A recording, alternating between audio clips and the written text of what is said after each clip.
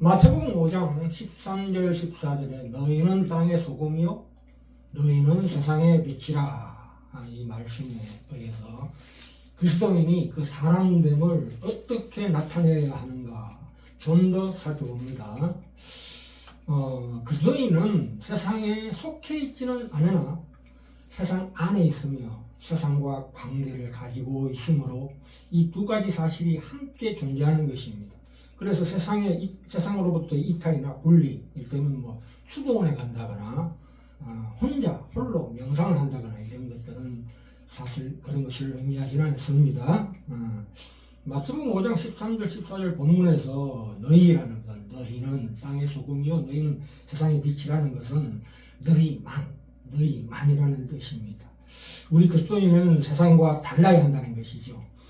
소금과 빛이라는 것은 그것이 접하고 있는 매체, 그러니까 세상이라는 큰 매체 속에서 지극히 작은 양이지만 소금과 빛, 그것은 무엇입니까? 소금이라는 것은 세상을 썩지 않게 침투하고 녹아드는 짠맛이다. 그리고 빛은 어둠을 물리치는 것이다. 그러니까 세상의 자연인들과 불신자들과는 전혀 다른 것이다, 이런 뜻입니다. 그런데 여기에서 아주 중요한 기독교적인 분별이 꼭 필요한 것이 있는데요. 교회와 그리스도인 개개인은 반드시 확실하게 구별해야 합니다. 그러니까 각자가 속한 나라와 민족, 그리고 그 정치 경제적인 상황과 국제적인 문제와 기타 유사한 문제들에 대해서 교회가 나서서 기독교의 이름으로 어떤 타이틀을 걸고 말하자면 소금과 빛의 역할을 해야 한다는 것은 크게 잘못된 견해입니다. 그것은 성경을 매우 심각하게 오해하는 것입니다. 그러한 예를 구약의 예언에서 찾는데요. 사실은 구약 시대에는 이스라엘이라는 나라가 국가가 교회와 하나입니다. 그러니까 교회와 국가 사이에 구별이 없고 신정국가였다는 것을 항상 유념해야 합니다. 그래서 신약의 교회는 어느 국가나 민족들과 동일시할 수가 없습니다. 동일시될 수가 없다. 그리스도인은 개인적인 의미에서 소금과 빛의 역할을 감당해야 된다, 이런 뜻입니다. 세상의 공적인 영역과 사적인 영역을 확실하게 구분하고 거기에 따라서 언행해야 된다. 말하고 행동해야 된다, 이런 뜻입니다. 교회가 말이죠. 어느 한편을 편들고 비판하는 것으로 오해되면 온갖 종류, 온갖 상태, 온갖 계급의 사람들을 복음화할 수 없는 것입니다. 죄라는 것은 공산주의에서나 자본주의에서나 가난한 자나 부자나 모든 계급, 모든 유형, 모든 집단에서 똑같이 나타날 수 있으므로 그렇습니다.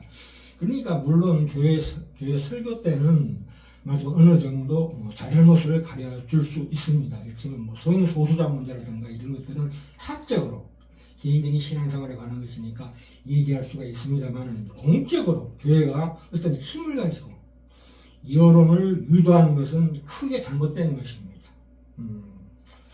우리가 이 과거에는 기독교 신앙이 목숨을 걸어야 하는 원색적인 시대에 살았습니다. 그러나 지금은 보다 교묘한 2차, 3차로 감추어진 유혹과 시험 앞에 살아야 합니다.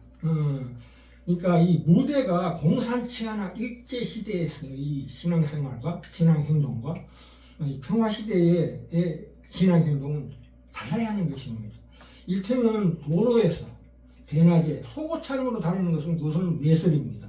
잘못된 행동이죠. 그러나 수영장에 가면은 그것은 올바른 행동이 되는 것과 마찬가지입니다. 그러니까 이 일이 어떤 목적으로 어떤 방향으로 쓰여지는가가 굉장히 중요한 것입니다. 그래서 우리 삶을 기독교적인 세계관을 가지고 올바른 신앙의 근거에서 제대로 해석하지 못하면 우리 신앙이 다만 정치나 경제나 사회나 문화, 종교 가운데 함몰돼 가지고 그 가운데 물고 만다면 이를테면 낙태 반대 운동이라든가 밥 퍼주는 것, 밥퍼 같은 데만 몰두하게 된다면 물론 그것이 필요합니다. 반드시 필요하고 옳지만 그것은 본질적인 것이 아니다. 교회가 그 일을 하면 그것만 하면 안 될 말입니다. 우리가 이 공적인 영역이 있습니다. 공적인 영역이라는 게 무엇입니까? 사회고 직장입니다. 그러니까 직장의 장이 뭔가 명령을 내리는 것은 말하자면 직장의 장으로서 명령한 것이지 그 인격 전체를 걸고 명령한 것이 아닙니다. 그렇게 따라야 합니다. 이 나라라는 것은 이 사회나 나라나 마찬가지죠. 나라라는 것은 나라 경영을 공평하게 잘하는 것이 사명이죠. 그리고 직장은 뭡니까? 물건 잘 팔고 돈 버는 것이 사명입니다. 세상은 능력이요, 기독교는 인격으로 얘기하는 것입니다. 그렇기 때문에 그 구별을 확실하게 해야 합니다. 우리가 이 전쟁이라는 것도 그렇습니다. 이 전체 국면에서 그 일이 어느 국면에 속한 것인가 구별해야 합니다. 그렇지 않으면 완전주의 명분으로 그럴 수밖에 없다, 이런 뜻입니다. 그러니까 전쟁이라는 것은 이기는 것이 사명이요 목적입니다. 물론 약간 야비한 수를 써도 할 수 없습니다. 현재 필요한 것이 이 국면에서 나의 책임은 이 한 단체에서 자기의 위치와 역할은 무엇인가를 잘 따져봐야 될 줄로 믿습니다. 자, 이 살인 얘기가 나왔으니까 말씀드리는 건데 출애굽기 20장 13절에 보시면 6계명이 있습니다. 살인하지 말자라는 것은 수평적인 질서의 기초를 둔 것입니다. 마태복음 5장 21절에서 24절에 나오죠. 형제를 두고 이웃을 두고 노하는 자, 라가라 하는 자는 심판을 받게 되고 욕하고 미래하는 놈이라고 하는 것은 말하자면 지옥불에 빠진다, 이렇게 말씀하고 있는 것입니다. 그러니까 이 언어적인 폭력이나 어떤 불편한 관계 모든 것을 다 살인이라는 계명 속에 포함시키고 있는 것을 보게 됩니다. 상대방의 못난 것을 참지 못하고 악의를 버리고 불쌍히 용서해야 하는데, 그렇다고 해서 용서해서 자신의 우월함을 만족시키면 안 되는 것이, 이 사랑이라는 것이 상대방을 위해서 하는 것이지 사랑하는 자의 그 자기 정명이 되어서는 안 된다는 것입니다. 이 히브리어, 헬라어, 영어에서 살인하다와 죽이다, 킬, 머더, 여기에는 많은 종류가 있습니다. 그러니까 성경 시대에서도 말하자면 법적인 사형이나 공식적인 전쟁에서의 사살과 같이, 공식적인 전쟁에서 살인하는 것 같이 그렇게 그건 정당한 행위로 여겨진 살인이나 죽임입니다. 물론 동물에 대해서도 마찬가지입니다. 이런 것들에 대해서는 살인하지 말지라는 계명을 적용하면 안 됩니다. 적용하지 않습니다. 물론 위에서 말도 안 되는 명령을 내렸을 때 그걸 거부할 수 있는 본인의 양심의 법이 있습니다. 극단적인 경우에는 양심의 법을 따라야 하지만 그렇습니다. 자, 그래서 로마서 13장 1절에 나오지요. 각 사람은 위에 있는 권세자들, 위정자들에게 굴복하라. 권세는 하나님께로서 나지 않음이 없나니 모든 것은 다 하나님이 정하신 바라, 이렇게 말씀하고 있습니다. 자, 여기에서 우리가 마무리합니다. 에베소서 5장 8절에 너희가 전에는 어둠이 되니 이제는 주 안에서 빛이라, 이렇게 말씀하시는 것은 주님과 우리의 신비한 연합으로 주님의 그 본성, 인격, 성품이 우리들 속으로 들어옴으로 말미암아 우리는 빛을 받았을 뿐 아니라 빛으로 만들어져 가지고 빛의 반사체가 되었다는 뜻입니다. 하나님의 성품을 받고 그 성품의 참여자가 됐다, 이런 뜻입니다. 요한복음 8장 12절에도 예수께서 이를 가르사대 나는 세상의 빛이요 나를 따르는 자는 어둠에 다니지 아니하고 생명의 빛을 얻으리라. 근데 이 말씀을 이렇게 받아들이면 안 됩니다. 이제 우리가 그 사실을 획득하고 취득해서 깨달음으로써 그 어떤 길을 발견하고 도리를 알게 된다는 이단, 특히 구원파 같은 데서 그런 얘기를 많이 하죠.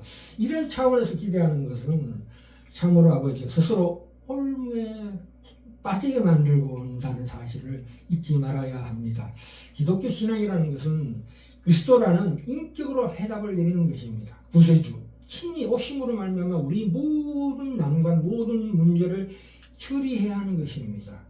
우리는 우리가 처한 이 난관을 해결하는 방법이 방법이 없구나, 어찌하란 말입니까? 라는 좌절과 항복의 말씀에 대한 그 팔복의 말씀을 항상 우리 속에 자각해야 합니다.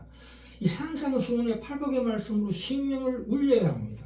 시편 40편 2절에 나오지요. 나를 기가 막힐 웅덩이와 수렁에서 끌어올리시고 내 발을 반석 위에 두사 내 걸음을 경고케 하셨도다. 그러니까 내가 가려고 했던 것이 캄캄한 벽이요, 내가 누웠던 곳이 진흙탕인 것을 보이시고 내가 토했던 것을 다시 먹었고 내가 배설한 곳에 누워있는 모습을 보이시는데 그럼 어떻게 하라고 보여주십니까? 돌이키라고 보여주는 거 아닙니다. 무엇 때문에 우리에게 빛을 던지셨습니까? 우리로 하여금 산상수훈 팔복의 말씀으로 자각케 하고 항복케 하고 스스로 무릎 꿇고 주여 도와주시옵소서라는 비명이 나오기를 요구하고 있는 것입니다. 우리가 처한 이 상황을 아는 것만큼 우리가 누구인가 알기를 원하시는 것입니다. 예수 그리스도는 빛을 비춰주실 뿐만 아니라 그 일을 해결하러 오신 분이십니다. 정당하고 유일한 해결자이십니다. 그래서 진리의 말씀, 이 담긴 그 빛, 소금, 그 인격, 우리는 그 반사체가 되는 그것이 바로 소금이요 빛의 역할인 것입니다.